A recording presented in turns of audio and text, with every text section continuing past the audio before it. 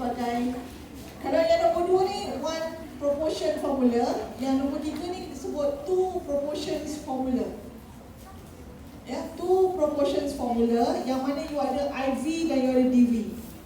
DV nya categorical, IV juga categorical. So apa maksud ini? Ialah keadaan yang mana you nak determine association. Maksudnya you nak ada faktor, adakah that factor associate or not with the outcome. I give an example like low back pain, and then you nak try tengok adakah prolonged sitting associate dengan low back pain or not. Faham tak? Jadi if you are looking for the association, to determine association between prolonged sitting and low back pain, so in that objective we have low back pain as DV, prolonged sitting as an IV. Boleh follow? Ya?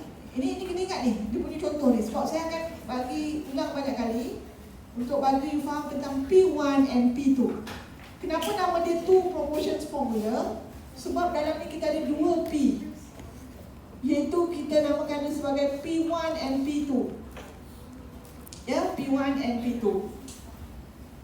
Untuk formula ni, nombor 3 ni, kita hanya akan guna kalau you ada objektif to determine association between IV and your DV, provided both IV and DV in a form of categorical. Okay, saya ulang lagi sekali. Kalau you ada IV you, contoh tadi prolonged sitting, ya ke tidak, and then low back pain pun ya ke tidak. Both IV DV dalam bentuk categorical. So apa dia P1, P2?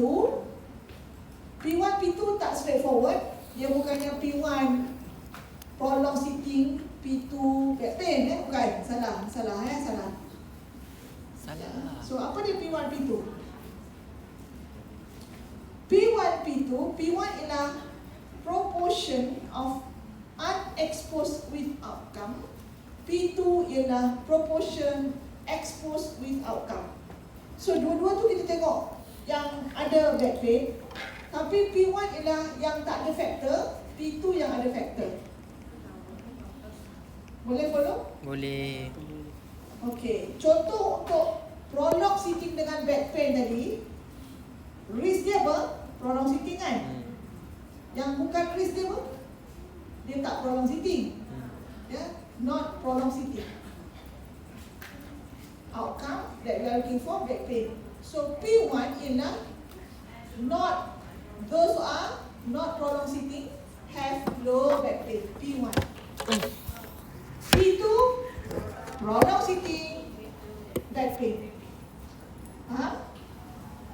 Boleh follow? Okay, saya bagi example lain. Smoking and lung cancer. You would like to determine association between smoking and lung cancer. So what is P1? What is P2? So P1 unexposed with outcome. So maksudnya non-smoking have lung cancer. P2 smoking have lung cancer. Okay? Boleh follow? Boleh. InsyaAllah.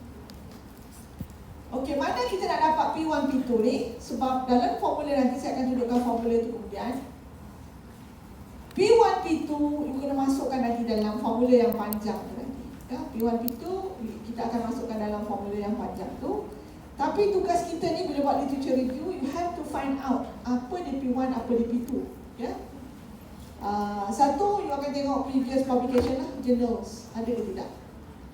Cumanya I would like to warn you, ya, P1 and P2, P2 usually banyak boleh dapat. Tapi yang selalu susah nak dapat P1. Tapi P1 tu yang penting. Unexposed with outcome. Kadang dalam journals dia tak mention, you have to search for it on your own. Dia tak mention dalam dia punya explanation, tapi ada dalam table. Dia mungkin tersirat ya somewhere. Kalau tak ada dalam publication, cari-cari tak jumpa, what you have to do ialah salah satu option lagi ialah kita buat pilot study, ya. Boleh juga buat pilot study ataupun depends on wisdom lah. Wisdom ni biasanya doktor-doktor pakar tu kan, dia kalau tengok cases mungkin dia tahulah, ya.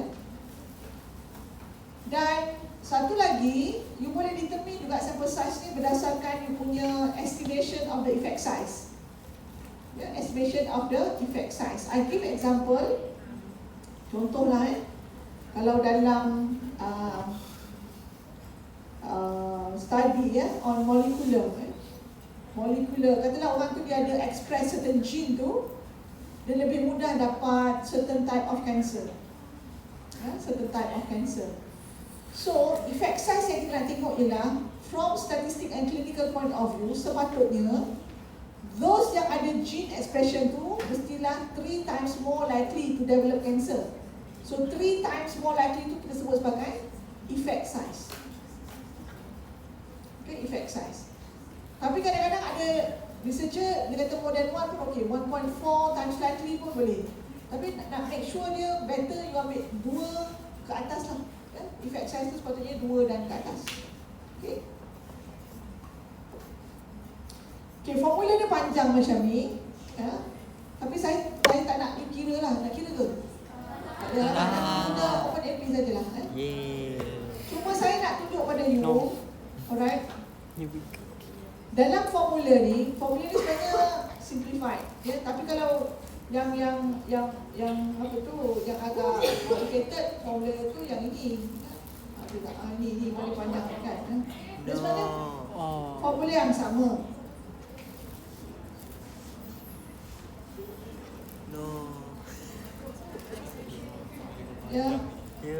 Tak usah hisap formula panjang-panjang ni. You boleh guna formula ni untuk tulis dalam you punya proposal, ataupun you gunakan formula yang saya share ni pun sama juga. Okay, ini sama je. Tinggal lagi dalam formula yang tu dia mengambil kira berapa banyak kontrol ataupun perbandingan, kumpulan perbandingan yang dia nak ambil. Cuma ni saya nak highlight dekat you nilai alpha. Dalam tu ada Z 1 tolak alpha, Z 1 tolak beta. So alpha by default 0.05. Ya. Okay. Kalau alpha 0.05, Z 1 tolak alpha adalah 1.96. Kalau beta 0.2, Z 1 tolak beta adalah 0.84. Ni reference untuk margin of error 0.05 kan? Cuba saya nak tunjuk dekat you, formula ni diberi oleh Z 1 tolak alpha campur this one square P1 tolak P1 dan juga campur P2 this one sebenarnya ialah extension of one proportion formula tadi. Sebab one proportion formula tadi ada P1 saja kan. Bila dah jadi 2, dia akan jadi gabungan formula tu. Dan you tengok yang dekat bawah ni sama je, cuma dia ambil beza P1 minus P2. P1 minus P2 for the margin of error. Dalam kuliah ni juga saya nak tunjukkan kat you macam mana dapat 1.96 tu. Selalu student tanya mana datang 1.96 tu. Okay. Kalau kita gunakan jadual taburan normal, bila dia ialah rasanya dia akan ambil sebelah saja kan? Sebelah saja. So bila sebelah saja, sebab kita tengok gambar tu, the reference lah, right? Jadi kalau walaupun kita ambil two tails, so sebelah tu kita ada 0.025, betul tak? Betul. Kalau 0.5 dia punya hujung, bagi 2, 0.025.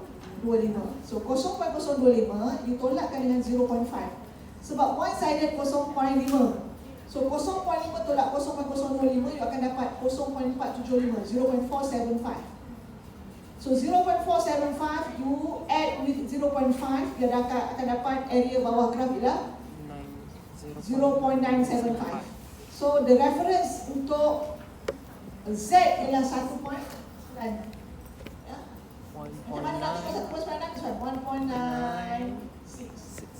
Right, 1.96. And then kalau kita ada 0.2 pula, 0.2 one sided. So kalau 0.2, 0.5 minus 0.5 minus 0.2 kita dapat 0.3. And then you add 0.5. Sebelah lagi satu dapat 0.8. Jadi kita kena tengok dekat mana dekat sini yang luas 0.8, tak ada kan? So sebab kita ambil yang ni yang paling dekat lah, 0.799. So you dapat dia punya value ni berapa? 0.84. So ini datang mana Z 1 tolak alpha 1 tolak delta. This one by default, tak payah you refer. Biasanya dibagi ya dalam pengiraan. Okay. Alright. So saya ada contoh kat sini. So kita buat pelan-pelan ya. Sebab dalam you punya most of your study ya, dalam proposal banyak nanti akan menggunakan formula ni. Alright. A study will be done to determine association between caffeine consumption and insomnia. Yeah. Why? Mama ambil caffeine. You all yang minum kopi biasa tu tak apa, tapi jangan ambil apa tu? Boleh double shot. Yang Red Bull tu. Eddie. Red Bull tu tersambil lah. Because dia punya caffeine tu sangat tinggi. Banyak yang reported premature death. Oh, good. Dah baik lah. Ada tu, saya tak faham. Ada setengah orang tu dia nak buat kerja dia sampai tak nak tidur. Tidur lah kan. Tidur tu adalah nikmat kan. Eddie. Tidur dulu. Amboi, so aku. Rambut kau dah macam orang tak terurus. Risk of insomnia among those who consume caffeine heavily, determine research question for the study. So, research question is like to know the impact of caffeine on Tidur lah. heavy Tidur. caffeine consumption on insomnia. Nombor 1. Determine Asyik. the DV. Apa DV kita kat sini? Apa DV? DV. DV apa? Insomnia. Sebab saya dengar caffeine. Saya cakap caffeine. Caffeine tu faktor lah kan. Caffeine bukan outcome. Takkanlah insomnia jadi outcome caffeine. Ambil caffeine banyak. Mana pula dia tu kan. Okay. Determine sample size for this study. So what formula that we are going to utilize? Kita akan guna 2 samples formula. Yeah? 2 samples formula. Now you have to define P1 and P2. Yeah? Define P1 and P2. So step number 1, you have to determine your research question. Tadi kita dah sebut the research question. What is the impact of heavy consumption of caffeine on sleeping pattern? Yeah. Then P1, P2. So kita akan determine kita punya P1, P2. So P1 ialah those who do not consume caffeine heavily but develop insomnia. And then P2 who consume caffeine heavily develop insomnia. So itu P1, P2 kita ya. Jadi kita akan gunakan N tu, formula tu N. Kalau you masukkan dalam formula, satu lagi kita kena tengok dia punya ni lah ya. Katalah based on literature review, P1 ialah 23, P2 ialah 39. You masukkan saja dalam formula tu. Ya. Cuba tengok dapat berapa tu? Bagi je, tak payah bagi daripada awal. Dia bagi je 3.43 over 0.0256. Berapa tu? Berapa nilai dia?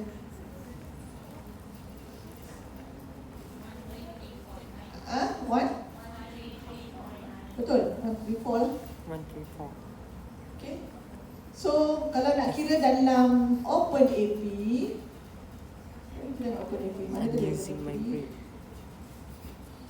Dalam OpenAP, kita akan pilih untuk P1, P2 ni, you akan select, ingat tadi kan kita punya slide awal-awal tadi, sample size calculation will be determined on study design. So untuk P1, P2, you akan pilih yang ini. Cohort kan? Cohort RCT. Cohort RCT, walaupun dia tulis cohort RCT kat situ, sebenarnya dia masuk juga cross-sectional. Okay, kita tengok sini. Right. So ada cross-sectional kan tu? Yang ini. Nampak dia X-sectional tu, bukan X and cross-sectional. So dia cover cross-sectional, cohort dengan RCT. So kita dah belajar study design, I hope that you faham lah. So untuk study-study yang berbentuk sedemikian, observational, cohort and cross-sectional, as well as unmatched case control, you boleh guna formula ni. Boleh guna sample size calculation yang ni. So, you masuk je data tu, enter new data. So, jangan usik yang atas ni 95% ni sebab by default alpha 0.05, beta 0.2. So kalau you dapat alpha 0.05, confidence level you always 95%. Alright, beta 0.2, you punya power of the study always 80%. Yeah, so yang column 1 and 2 ni tak usah usik dia. Similar yang column 3 ni, sebab kita buat cross-sectional, kita assume satu-satu ya, maksudnya case dan control ataupun yang berbandingan. Tak payah ubah. Tinggal lagi dekat situ you kena masukkan yang ini. Apa ni? Unexposed with outcome. You kena masukkan P1 ke P2 dekat situ? P1 ya. Kena masuk P1.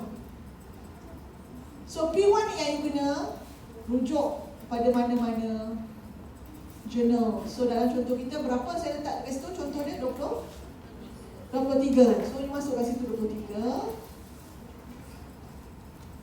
And then percent of exposed with outcome berapa? 58 Ke 39? Oh, 39. Okay, so kita just calculate. So kita dapat sekitar, tadi kita kira 134 kan? So lebih kurang lah. So by right, bila kita kira yang tadi tu, yang manual tadi tu, you have to multiply by 2. Sebab kita kira sebenarnya hanya untuk satu kumpulan. So you have to multiply by 2, dapat total sample size. So yang dekat sini, you boleh pilih mana satu, which one lah. Either 264, 262, 286, up to you. You can choose. Yeah. Kalau you nak guna OpenAP. Kalau you nak kira manual tadi, ambil 134 multiply by 2. Okay, multiply by 2, so you have the 268. Okay. Faham tak cara perkiraan ni? Untuk 2 sample formula, ya, 2 sample formula. So kita balik pada nota kita tadi.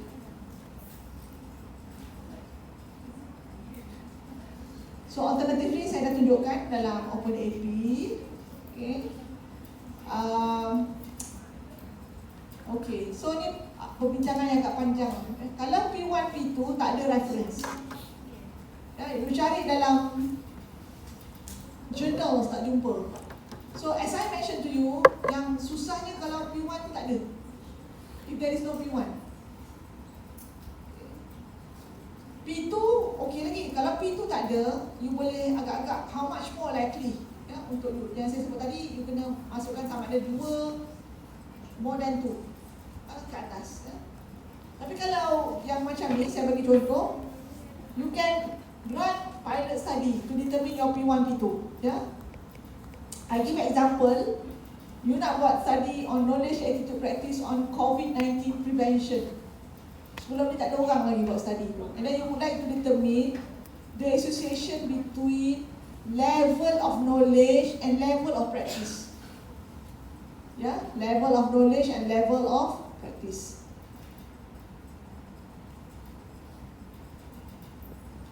So P1, P2, ya, kita kena determine dia punya apa tu details dia. Ya, you jangan dalam proposal you harap judge akan faham P1, P2 tu apa. You have to specify what do you mean. And then jangan bagi secara umum, ya. Dia kata Dr. Malina ajar unexposed with outcome. Tulis situ unexposed with outcome. You kena tunjuk outcome you apa dalam you punya study. So contoh ni, kalau kita punya P1, kita nak relate antara knowledge dengan preventive practice, outcome you apa? Kalau lah kita tengok pada good preventive practice kita punya outcome.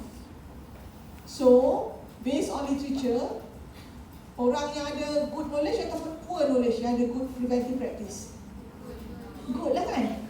So dia punya expose tu good. Jadi P1 dia ialah poor knowledge tapi good preventive practice. Faham? Make sense tak? Dia knowledge dia tak bagus tapi bagus dia punya preventive practice. So itu sebagai P1. Dan P2 dia ialah expose with outcome. Good knowledge, good preventive practice. Dia terbalik sikit dengan disease tadi lah, ya, untuk amalan ni. Okay, katalah kita run pilot study, 24 orang responded. And then kita find out ada 10 orang good knowledge, 14 orang poor knowledge. So you have to determine of all these 10 person yang good knowledge ni, berapa yang ada good preventive practice. Ya, berapa good preventive practice. And then of all yang poor knowledge ni, berapa orang good preventive practice. So that you can determine your P2 and P1 respectively. Ya. So katalah 6 daripada orang yang poor knowledge tu ada good preventive practice. So that you punya P1 you guys tu ialah 6/14. Ini datang dari mana? Based on pilot study. Ni cara kita nak kira ya. And then kalau daripada 10 orang tu yang good preventive practice tu, among yang good knowledge, among yang good knowledge, 8 yang good preventive practice. So that you dapat P2 you ialah 8/10. So 0.8 ya. So saya tunjukkan kat situ dia punya calculation ya. Poor knowledge good preventive practice iaitu P1 6/14 times by 100 you dapat 42.86. And then P2 good knowledge good preventive practice you dapat 80%. So you masukkan P1 P2 ni dalam you punya OpenAP ataupun kalau you nak calculate manually lah. Ya. Kalau nak kena calculate manually sama macam saya tunjukkan tadi, guna formula yang panjang tu and then you have to multiply by 2. Kalau you nak guna OpenAP, you masukkan saja dekat sini ya. Kalau you tengok dekat sini P1 kita berapa? 42.86 42.86 and then expose with outcome 80%. Ataupun let's say that you don't want to utilize the 80%. You just mention that you would like to have those who have good knowledge should be 2 times more likely to have good preventive practice compared to those who are having poor knowledge. Katalah you settle macam tu, you nak sebut 2. So dalam OpenAP ni, instead of you masuk 80% kat sini, you boleh masukkan dia punya prevalence ratio kat sini sebagai 2 saja. So kalau you masukkan 2 saja kat situ, dia still bolehkan calculate. Sebab dalam calculator ni, dia kata apa? Please fill in one of the following. So sama ada you dapat P1, P2, you masukkan, ataupun you tak nak P2, you dah ada P1, so you boleh just manipulate your data in order for you to get the sample size. Boleh?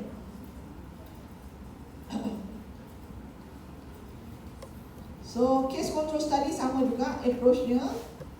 Alright. So kita akan pergi kepada formula nombor 4 pula. So saya nak tunjukkan sebelum kita pergi dekat formula nombor 4 tu, dalam contoh yang ini, okay. Dalam saya bagi you all this one kan specific objective tu satu. Yang pertama tu tadi saya sebut apa? Nombor 1 ni tak payah kita sampai size kan? No. So no need sample size calculation required. Nombor 2 pun tak payah. Yang ini to determine prevalence. So bila determine prevalence, we are going to utilize one sample formula. Ya, one sample formula yang nombor 2. Ya, formula nombor 2. Yang ini to determine association between socio-demographic characteristic dengan low back pain. So kita ada IV and DV. Tinggal lagi IV tu ialah socio-demographic. You ada age, gender dengan race. Ya. Katalah one of the factors yang nak calculate ialah based on gender. So based on you punya literature review, ramai lelaki. Ya. Being a male have more risk to get back pain contoh kan. So you have to search for the P1, P2 in order for you to calculate based on that IV of gender. By right you have to calculate for all. Tapi at your level you calculate either 1 ataupun 2 dah cukup. Tinggal lagi once you masukkan dalam table ni, you dah identify what would be the DV. DV categorical kan? IV pun categorical, so that you are going to utilize number 3 formula. So formula number 3 yang tadi tu, yang panjang tadi, P1, P2. Ada P1 and P2. So that you have to search for P1. Ya, P1 punya reference. Okay? Yang ini pun sama juga. So yang kena kira hanya objektif nombor 3, 4 dan 5. Yang dekat sini you akan kira based on reference P1, P2. Itu yang saya sebut nanti you akan dapat different N. Ya, based on N yang you dapat nanti dekat sini, you akan pilih N yang paling besar. N yang paling tinggi lah. Faham tak? Faham. Ya, tadi siapa yang tanya?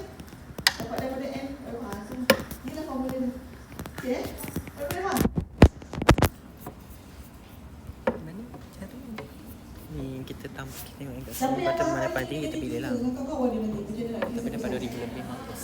Nanti jangan pula tu kata panjang-panjang ibu saya kat bilik. Doktor dia nak kisah pasal saya cubit tu seorang. Yang ni dah tunjuk betul. Okey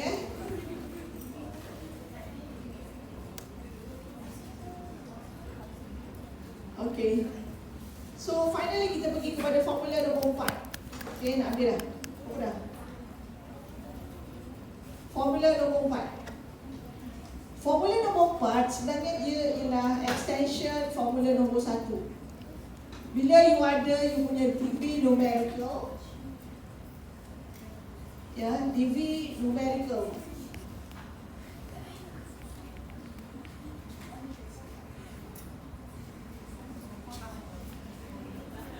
B sentiasa kategorikal lah ya, kalau dalam sebenarnya ada lagi satu formula tapi saya kalau sempat saya tunjuk, kalau tak payah ya. Dan yang kelima ni, bila you ada IVU numerical, IV pun numerical, dua-dua numerical. Cuma nombor 4 ialah IVU, DV numerical, IV kategorikal. Contohnya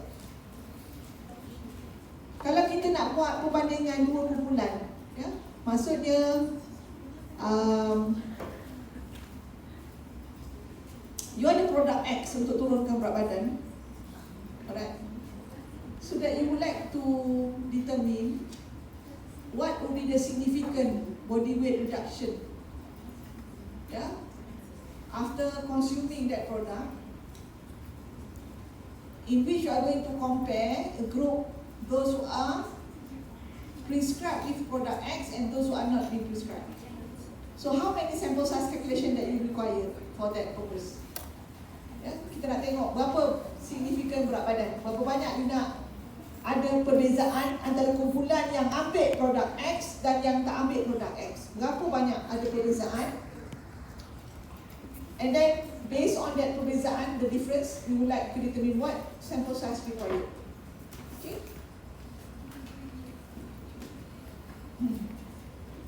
So as usual, we have to define kita punya research question and identify the objectives. Yeah? And then you are going to utilize formula ni. Formula ni kalau you realize, sama je macam formula yang nombor 1 tadi tu. Tinggal lagi kita ada apa? Kita ada 2 mu kat sini. Ya? Instead of 1 mu. Sebab based on I punya explanation tadi lah, kita ada 2 kumpulan. Kumpulan yang bagi produk X, kumpulan yang tak bagi produk X. So that kita ada mu1 banding dengan mu2. Ya, nilai ni. Ya. Berapa banyak significant mean difference yang you nakkan. And then on top of that, kalau you tengok pada sigma tu, ya, ada dia darab 2 dekat situ. 2 sigma. Kalau yang awal-awal tadi, kalau you ingat, kita cuma ada Z kan? 1Z square. And then kita ada S ataupun sigma lah ya. But here you tengok ialah sigma ni is a pool sigma for both group. Sigma ialah pool sigma, and then Z ni sama macam formula ni tadi ya. Alpha dengan beta, because dia ada 2 komponen, kumpulan 1 dan kumpulan 2. Alright. So saya bagi contoh dekat sini ya. Suppose a study is being designed to measure the effect on systolic blood pressure of lowering sodium in the diet. Katalah kita nak turunkan ya, blood pressure ya, dengan providing diet yang low salt, low sodium. Then from a pilot study, it is observed that the standard deviation of systolic blood pressure in a community with a high sodium diet is 12 mm mercury, while that in a group with a low sodium diet is 10.3. If alpha 0.05, beta 0.1, nampak tak? Dia tukar zero beta tu. By default kita kata apa tadi? 0. Ni beta ni. Saya tulis tadi 0.2 kan? So dalam study ni dia tinggikan lagi 0. Jadi dia punya power of the study dia 90% instead of 80%. So dalam study ni power of the study tu lagi tinggi lah. So dia tanya how large a sample from each community should be selected if you want to be able to detect a 2 mm milliliter mercury difference in blood pressure between the two communities. So nampak tak ni? Different tu. So kita yang tentukan. So kalau berat badan tadi, berapa you rasa signifikan untuk dia turun berat badan kalau ambil sesuatu produk? Kalau you lah nak turunkan berat badan, berapa berat badan you rasa signifikan turun dalam tempoh sebulan? Ha? 3? 2, 3. Ulang lah kan, punya definition kan. Tapi kalau medical, dia tak boleh terlalu mendadak kan. Dia buat 0.2, saya tak ingat lah berapa ya. So katalah, you kata signifikan 800 milligram. 800 milligram, ingat sangat. 800 gram, 0.8 kilo contoh. So you cakap signifikan between yang ambil produk S dengan tak ambil produk. Boleh? Yeah, all those things. So you can insert the values in the formula. You can insert the formula, the values in the formula. So that remember the formula 2 sigma square Z1 tolak alpha plus Z1 tolak beta minus square. Then you have mu1 minus mu2. This is the what margin of error for the difference. Yeah. So samalah tadi ni. Saya cuma nak tunjukkan if you have beta 0.1, beta 0.1 means that you have area under the graph 0.9. 0.9. So if you refer there 0.9, the Z value is what? 1.28. 1.28. So that beta value that you are going to insert in the formula must 1.28, no longer 0.84. So be cautious with whatever power of the study that you are going to determine. Which value that you are going to choose up to you. But as long as should be the power of the study must be 80% and above. So beta can be 0.1 or 0.2. You cannot increase beta up to 0.3. It's not acceptable. The maximum beta is 0.2. Alright, so solution for our problems. So we have to do pooling of the variance. You remember from the reference what is the standard deviation in the normal population? 12 kan? This one 12 kan? Normal population 12, and then in the low sodium group 10.3. So that if you are going to pull it, the values, so you just want 12 square plus 10.3 square. So you are going to add 144 plus 0.6.1 over 2. You divide by 2. Then you are going to have the pool standard deviation as the sigma 125.05. So you just insert here. Remember 2 sigma, right? So 2, 125.05 and here. So Z alpha, Z theta should be 1.96 plus 1.28, and then you square. You are going to have 657. Kenapa dia ambil ni? It's a very simple formula, but the issues at the beginning, how you are going to determine the difference and whatever. So remember to have the value for standard deviation. The pool for the standard deviation. Then you can utilize OpenAP as well. Just insert into the formula. You still can have the almost similar findings. Here they have 657. 657. Similar like when we calculate manually, 657 there. And then you just multiply by 2. Okay. So finish. I have another one formula. Let's say that if you are going to determine association between age and systolic blood pressure, where you have your DV numerical, I put here lah. DV numerical, and then your IV also numerical. Any one of you, if in your proposal you have objective number 5, please come and meet me. I'll show you the formula. I will not cover today. Okay. with the knowledge, I think you can answer the quiz that I'm going to share you the link. Sekejap Yang ni sebab kita dah standard kan. Okay, I have provided this one in the notes, a separate document as well as here. So what you are going to do for the sample size calculation, you have to identify your sampling method first. Yeah. Sampling method, probability and non-probability.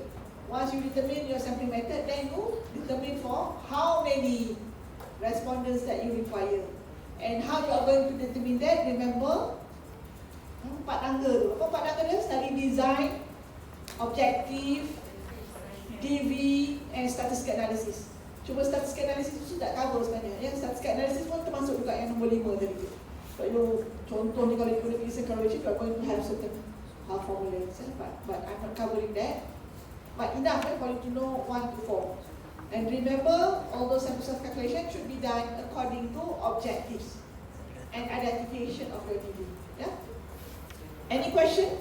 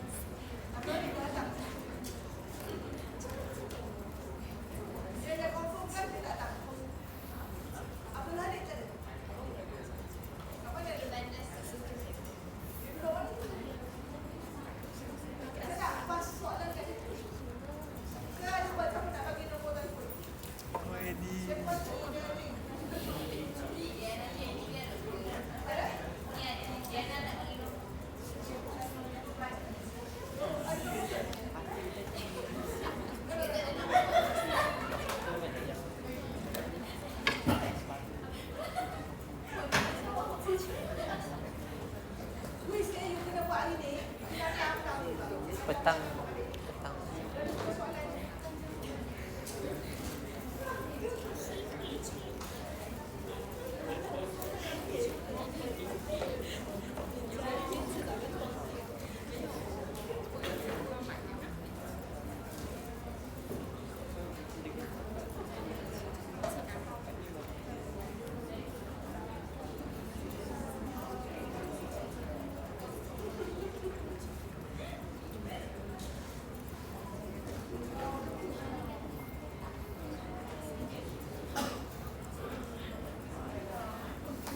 Ada ya. Bantuin gue. Bantuin gue Omar. Bersama. Kita kena yang ni kan. Proportion. Yeah. Word. Yang ni ke? Clear squeeze. Sample. Okay, found it. Oh my god. Enter. Gitu. Aku agak culture shock sikit lah. So aku sebenarnya macam tolong orang buat research, buat research review dengan ni je. Tiba-tiba dekat klik. Apa? Cross sectional. Yang ni for sample. Okay. Sample. Yang ni for cross sectional, observational and case control. So, unmatched tak bagi tahu tadi. Kali gimana? Rasa. Hah? Rasa. Tak datang? Tidur ke sini. Tak siapa nak bangunkan dia. Kita ke depan ni.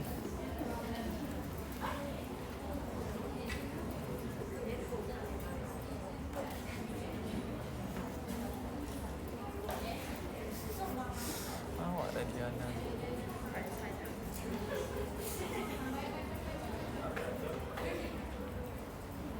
Takkanlah sate sampai RM107 tu kan? Banyak kot. Contohlah kisah hantar satu batang tu 50 sen.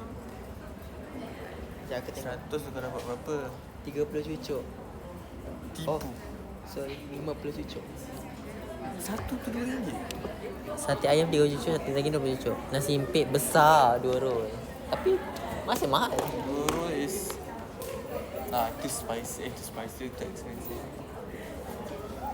Like, tak ada siapa yang akan bayar RM100.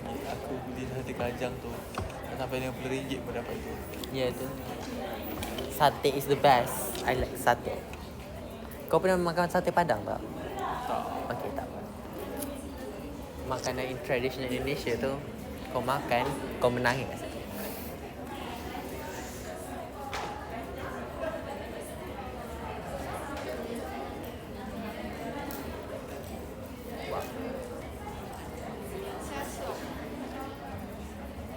Tu tanya.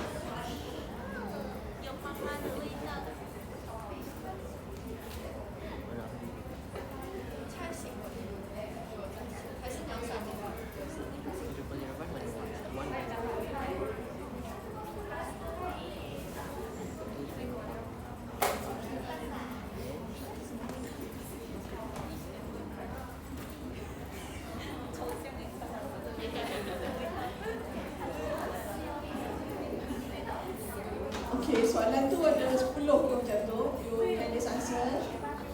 No need to create your own, just have multiple choice question. Choose the best answer. Your friend will share and then you just submit.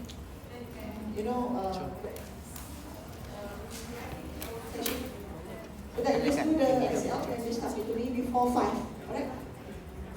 Okay, thank you very much. Thank you, Doktor. Sekejap. Cepat sikit. Okay lah.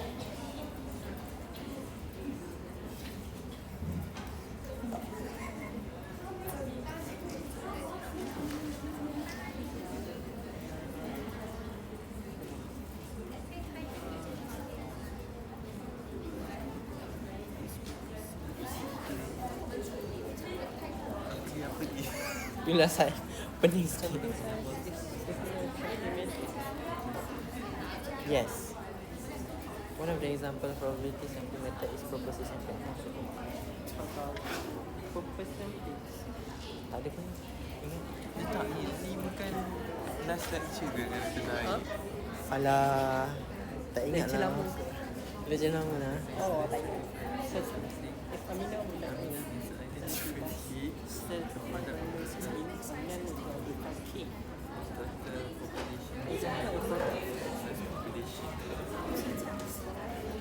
Benda tu K.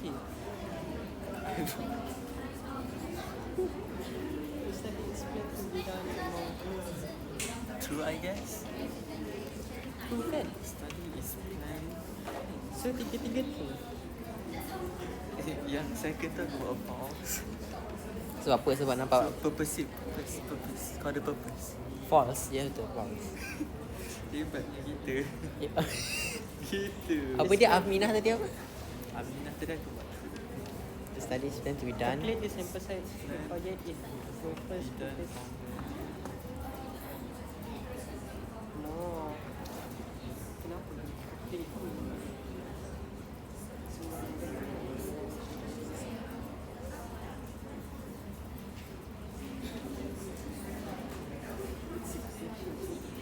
Hundred 70. Macam ni kau kira guna. Kira Kena CCTV. Turut. Tak. Alamak, dia guna yang formula 1 tadi.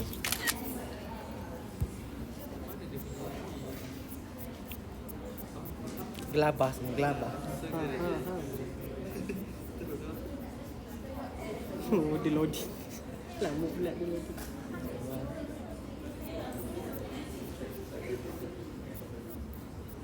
Macam mana formula satu? Macam Formula point kan? Ya. Formula 1 lah sih. So dia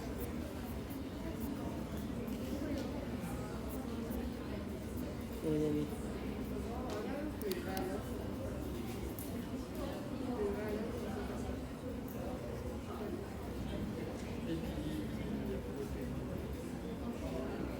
Sabar. Sekejap. Yang tu ni standard deviation mean. Saya dia tukar standard deviation meter jadi standard deviation ke? Oh tak. Masa aku dia memang bagi dua, satu mean, satu standard deviation. Tadi pun Tapi kita sebenarnya guna standard deviation je. saya dapat S. Hmm? Saya dapat Dia bagi mean je ke? dia bagi percentage no?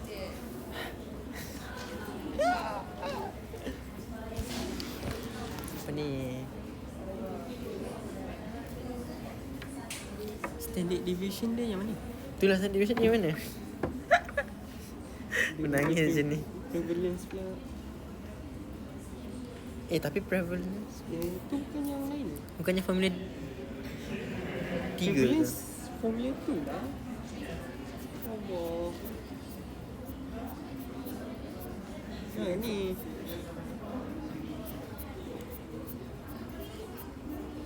inilah Formula 2 lah. 1.96 sekarang.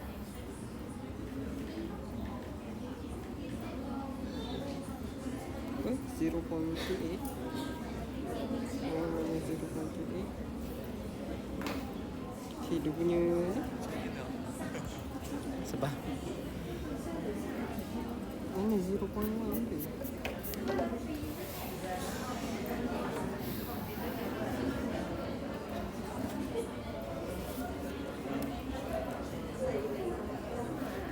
guna formula ni lah. Prevalence 159. Next. Kau tahu lah tadi cuma association between prolonged standing and low back pain. Okay, so ni 3 True proportion. 3 tu means formula. Dia lah. Proportion. Tu proportion. Tu proportion. Proportion. Kan? Tu proportion kan? Kan. Yang last sekali. Ya, yang last kali tu. Tadi tu tak kita determine association. Betul lah. between upward posture and downward posture.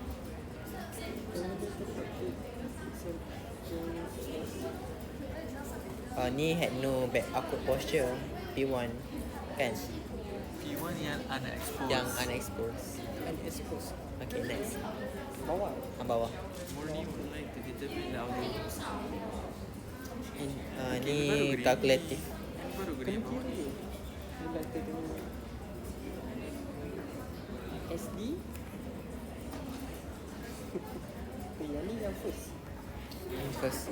Ini first. Ini first. First guys. Apa guys?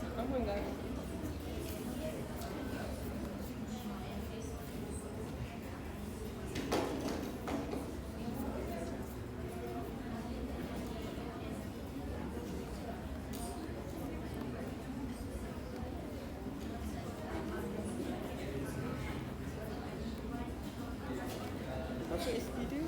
7.8. So, Dia aku gunakan calculator aku.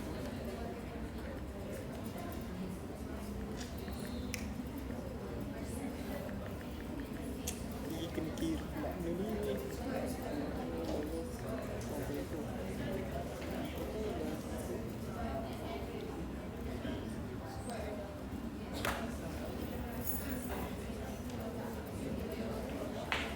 Tujuh.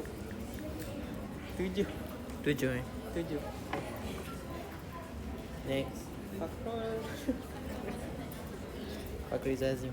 Kira Thank you doktor. Thank you, doktor. Okay.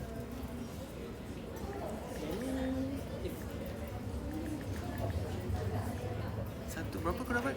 1 point? Yang mana? Yang soalan mustahil apa dia tak nama dia? Muni tu. Ha. Muni tu 7. 7? Macam mana kau dapat 7? Pakai first formula. Dia dah bagi ni. Aku salah kira ke? confidence 95, so 1.96. Tu dia suruh kira, dia bagi SD. Ni ke? 7.8. Aku tengok kelas ni. Kenapa aku dapat 1.57? Sekejap 7.5 lah. Yang min tu jangan ambil SD dalam kurungan tu 7.8. So lebih lah, kena lebih. Faham tak? Sebab dia dah bagi SD. Kau ambil formula mana ni? Aku ambil SD dia betul lah. Sekejap. Mana? Tengok. Kau guna Mana, calculator yang ni setak. Tengok Fik. Juga kalkulator tu mampu pasal baca. Takut kau tak ni kot. Dia guna calculator yang Square. calculator Kalau mama. Tengok apa yang kau buat. Sama tak? 1.96. Oh, aku tak bagi dua. Okay, thank you. Kan kata Tak. calculator mama. Hello. Yang last sekali. Fakrul. Dia masa macam kami. Fakri Zazim. Yes. Dia Fakri lah. Yang ni yang last kan? Pakai last yang equal last. Aduh, Nanti dia dah bagi kan? Dia dah bagi. Cepat ni. Tak balik. Balance of the Sonia among those who did not take their fee was 30%. Shit, apa benda ni? Ada Formula 4. Formula 4 ke? Ya. Yakin? Formula 4. Betul kan? Bukan fee. Ni bukan 4 lah. Ni 3 lah. Ya, 3. Aku check tadi. 3. Jawapannya 320. Okay, nice. How do you know? Tengok. Dia tengok ni. Betul lah ni. So. Bongo. Alah, asal kasami dah. Dah submit. Tak baik tu. Bagi aku kira kejap. Tengok Fik, aku dah tersubmit. Tak apalah, Fik. Dah. Buat dia